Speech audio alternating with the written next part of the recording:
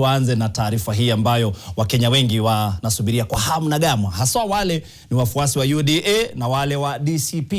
Tunaanza na taarifa zetu katika eneo bunge la Emurua Dikir ambapo walipiga kura leo katika uchaguzi mdogo, na wakati huo zimeanza kuhesabiwa katika vituo tofauti. Eneo hilo liliachwa bila mbunge kutokana na kifo cha aliyekuwa mbunge Johana Ngeno. Basi kwa sababu hiyo tunaungana na mhariri wetu Bridget Ngana ambaye watu wakilala atakuwa na kesha kufuatia matokeo hayo. Bridget, kipi ambacho kinafanyika hivi sasa? Wameanza kuhesabu zile kura?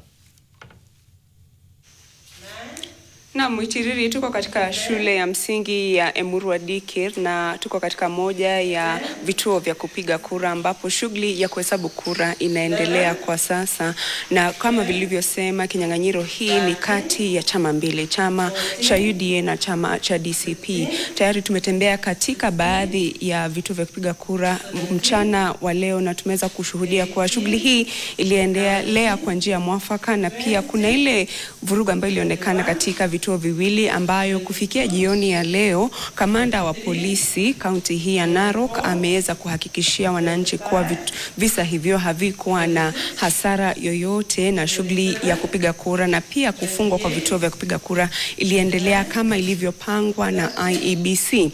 Na kura hizi zikishahesabiwa hapa katika kituo ama vituo 94 kumradhi ambazo zilikuwa zimetengwa kwa shughuli hizi, matokeo yataweza kuwasilishwa katika ukumbi kwenye taasisi ya mafunzo ya Emurua Dikir, na ni hapo ndipo IEBC imeanza kukusanya takwimu ambazo zinatoka katika vituo vya kupiga kura. Changamoto itakuwa ni baadhi ya vituo hivyo viko mbali na mvua imenyesha na pia barabara za hapa si nzuri vile, lakini Fred vile ulivyosema tutakuwa hapa usiku huu na hadi pale IEBC itatangaza mshindi wa chaguzi hii ndogo eneo hili la Emurua Dikir.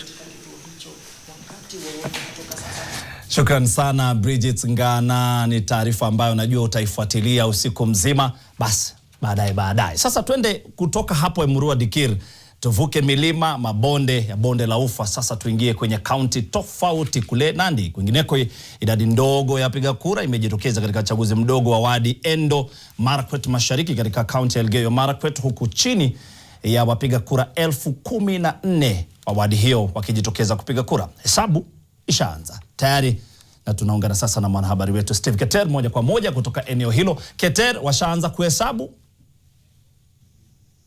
Naam, shukran sana Mwitiriri. Niko katika ukumbi wa kanisa Katoliki la Christ the King Chesongoch ambacho kinatumika kama kituo cha kuweza kujumuishia kura hizi. Kwa sasa bado shughuli ya kuhesabu haijaanza rasmi, maafisa wa IEBC hapa wakiwangoja wale ambao walikuwa wanasimamia vituo vyote 42 vya kupigia kura waweze kufika hapa na sanduku hizo za kura ili waweze kuwasilisha hapa na shughuli ya kuweza kujumuisha kura hiyo ianze rasmi ili wakazi wa eneo hili la Endo waweze kumpata mwakilishi wadi. Kwa haraka tu niseme naye ambaye anasimamia ambaye ni msimamizi wa uchaguzi katika eneo bunge la Marakwet Mashariki, Bwana Dominic Leparmarai. Unaweza songa hapa uweze tu kutueleza hadi kufikia sasa shughuli ikoje, idadi ya kupiga kura ilikuwaje na shughuli ya kuhesabu ama kujumuisha kura itaanza ngapi?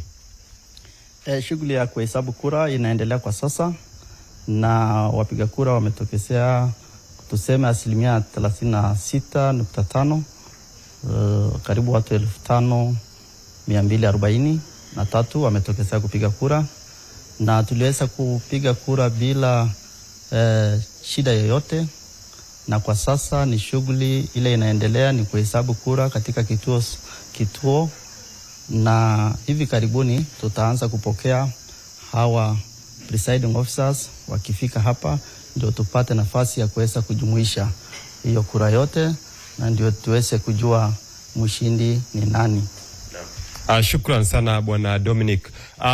Mwitiriri, ni kumbusha tu wale ambao walikuwa katika kinyang'anyiro hichi ni Festus Korir Kirop wa chama cha UDA akimenyana naye mgombeaji wa chama cha TND kwa jina Shadrack Kosgei, na tutakuwa tunakita kambi hapa hadi tujue ni nani ataibuka kidedea kufikia kura zote zitakapojumuishwa. Kwa sasa narudisha kwako studioni Mwitiriri, uzidi kutiririka na taarifa zaidi. Haya, sawa Steve Ketera, shukrani sana kutoka Elgeyo Marakwet. Taarifa hizo tutakuwa tukisubiria mwendo wa saa 3 kwenye taarifa zetu za Kimombo.